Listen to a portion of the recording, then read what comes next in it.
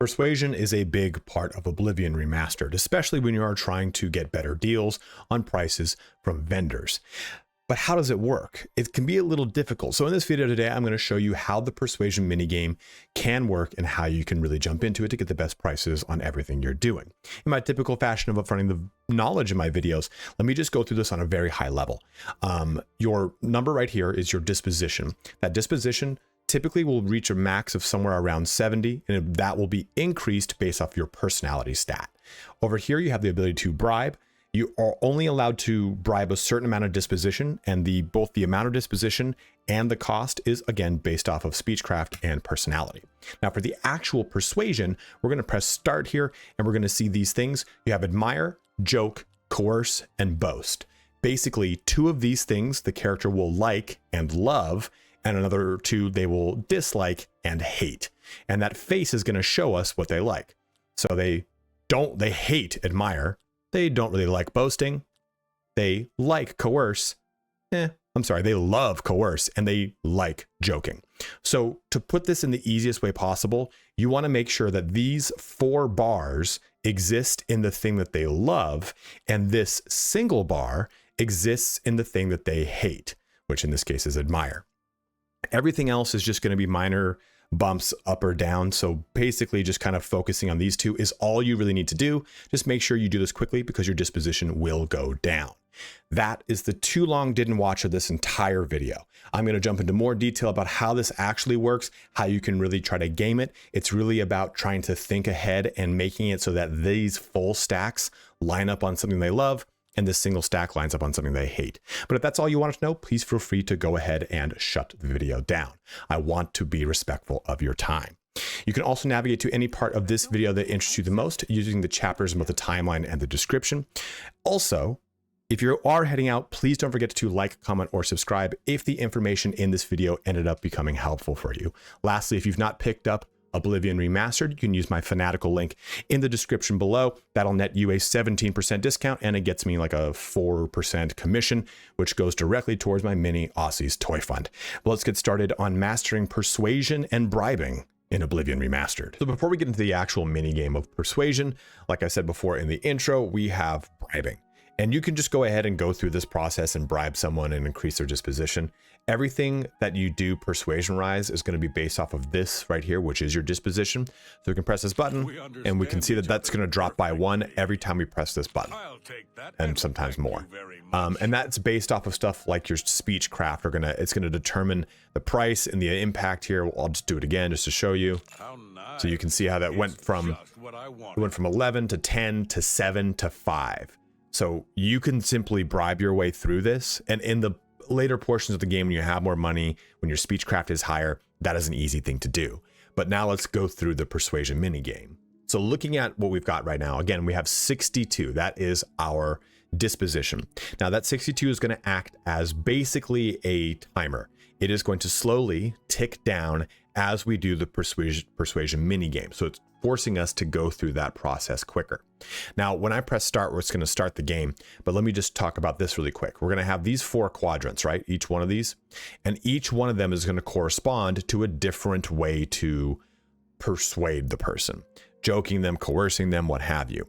And the character is going to really like, dislike, and really dislike one of each of these. And what's going to happen is we want to choose the ones that they like and choose the ones they dislike with the corresponding bars. You'll see what I mean. So we'll go ahead and press start here. I'll just take my time. It's going to tick down. Who cares? So we can see we've got all these, right? We see all these, and it's not going to start. Well, it's going to start right away, but my point is these aren't going to shift until we click anything. So if I hover over admire, he doesn't like it. Joke, he hates admire. He dislikes joking. He likes coercion. He loves boasting. So the point here is to get these 2 small bars onto the things that he dislikes and he hates, and to get these 2 large bars, hopefully the largest, onto the thing he loves. And every time we click these, it's going to shift it counterclockwise. Or I'm sorry, clockwise. Clearly, I don't know how to tell the time on a clock. So if I click right now, boast, it is going to shift everything that direction, right? It's going to go clockwise. And boast is not going to get the most benefit, but I definitely don't want to joke right now. That's really going to hurt. But let me show you for the sake of this video. I'm going to press joke. You can see that's gone down from 61 to 42 now, right? We've lost 20 in the time. I'm going to press joke. That's a -9. He really didn't like that. But everything then shifted. So this big bar went down to coerce. So we can try to offset that. Hit this and hit this, because we got that big bar to go into both coerce and to boast. But now that big bar is an admire. So you can't just chase the big bar. You can see that the net here was really rough. We were at 61. Of course, I let that thing tick down, so it really didn't go too well for me. But the point of it is to get those bars into the things that the big bars into the things that he likes, and the little bars into the things he hates. Let me refresh this, and we'll try to show you this a little bit more natural. I think if I press start here, you can see now that we've done it one time, you can see that how these bars correspond, right? And it gives you a color representation. So let's go ahead and just try to go like, well, the joke is here and admires here. Both of those things aren't too great. So we want to try to get those big bars into these locations. Sometimes you need to sacrifice. You need to say like, okay, coerce, I know that's something that he really likes, but we can press this here to push the bars forward. Or maybe you just take, we know that he hates admiring, and he doesn't really like joking. So let's take this on the heel. Press this one forward. And now our small bar is an admire. I'm going to press this, and our big bar is on boast. So the net gain there was positive at the end. Still though, right? It degraded down because I was explaining it. But let me reload all this, and we'll go through it kind of a little bit more real time. So reloading this, I've built his disposition back up to 59 using bribes, and I'll go through this as quick as I can while also trying to narrate what I'm choosing. Remember the big thing that we're trying to do here. We're trying to put the big bars on the things he likes, the little bars on the things that he hates. So we're going to press start, and we can see here that joking, perfect. He doesn't like that. It's going to puss. So joke here. Boast is in a good spot, so we're going to take advantage of it. So now we have to look here. I'm not going to use that. That's going to be rough. So we're going to take the not full bar of coerce, which I know he likes, and it's going to put a small bar on admire. Boom. So yeah, that hurts, because if we end it on something he doesn't like, it overall hurts the persuasion. If you end a persuasion game on one of the two things he does like, it gives you a bigger boost in the end. But still, the result here is probably a net overall gain to what it could have been. So we started at 59, now we're at 74 by moving those bars correspondingly. Let's do it one more time just to kind of, convince ourselves it wasn't a fluke. Now, when I said we're going to do it again, I completely lied to you. So we're going to go persuade, and you can see you have reached the maximum disposition for this character. Your max disposition is based off of your personality attribute. So your personality is going to allow you to push this further. I mean, I could bribe him, but it's just going to cost me a lot and not get anything, right? So getting your Speechcraft higher is going to allow you to push this further. We just did such a good job in that first foray that we aren't able to push this further. Usually that stopping point is like around like 70 or so, but Speechcraft still can help influence how that disposition ultimately works. Just remember, it's your personality that dictates the max disposition that your character can have. So leveling this up increases that max disposition. But it's worth noting too with Speechcraft, just because we're on this subject matter, Speechcraft has these additional benefits. Disposition decreases more slowly over time when trying to persuade a character. You can rotate once for free. Bribes cost much less, and disposition no longer decreases over time when trying to persuade a character. Disposition is also less impacted by the most disliked option. The most disliked option is a minus 150%. Now it's just 100% if you're at master. And Speechcraft is one of the few skills that benefits from being fortified above 100. So it'll help you out even further if you so wish. But I wanted to give you this understanding of how Speechcraft and personality both play into the persuasion minigame.